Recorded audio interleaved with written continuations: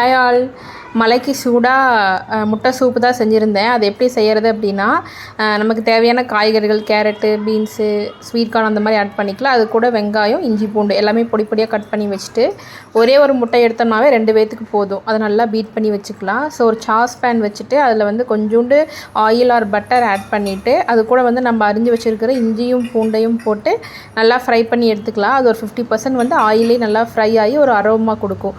அதுக்கப்புறம் வந்து கொஞ்சமாக ஆனியன் சும்மா ஒரு டேஸ்ட்டுக்காகத்தான், அதிகமாக ஆனியன் இல்லைனாலுமே சூப் நல்லா தான் இருக்கும். ஸோ ஆனியன் போட்டோன்னே கேரட்டையும் போட்டுக்கலாம். எங்கிட்ட அன்றைக்கி கேரட் மட்டும்தான் இருந்துச்சு. வேறு எதுவும் வெஜ்ஜீஸ் இருந்தாலும் நம்ம ஆட் பண்ணிக்கலாம்.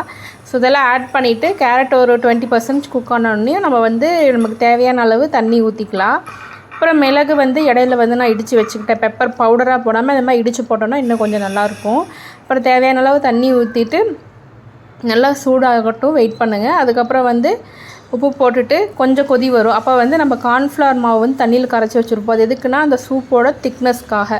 ஸோ அதுக்கு ஊற்றி கொஞ்சம் கொதிச்சதுக்கப்புறம் இந்த மாதிரி நம்ம பீட் பண்ணி வச்சுக்கிற முட்டையை வந்து ஸ்ப்ரெட் பண்ண மாதிரி ஊற்றி விட்டுட்டு உடனே கிளறி விட்டுடலாம். முட்டையை ஊற்றினதுக்கப்புறம் ரொம்ப நேரம் வந்து அது கொதிக்கணும்னு அவசியம் இல்லை. அந்த சூட்லேயே வந்து அந்த முட்டை வந்து நல்லா வெந்துடும். ஒரு 2 மினிட்ஸ் மட்டும் அந்த இதில் கொதிக்க வச்சிடலாம். நம்ம வேணும்னா கொஞ்சம் டேஸ்ட்டுக்காக சோயா சாஸ் ஆட் பண்ணிக்கலாம். ஃபைனலாக கருவேப்பிலையும் கொத்தமல்லியும் தூவி நம்ம இடித்து வச்சுருக்கிற பெப்பரையும் தூவி ஸ்டவ்வை ஆஃப் பண்ணிவிட்டு சர்வ் பண்ணோம் அப்படின்னா சூப்பராக ஹாட்டான ஒரு முட்டை சூப் ரெடி. பாய்.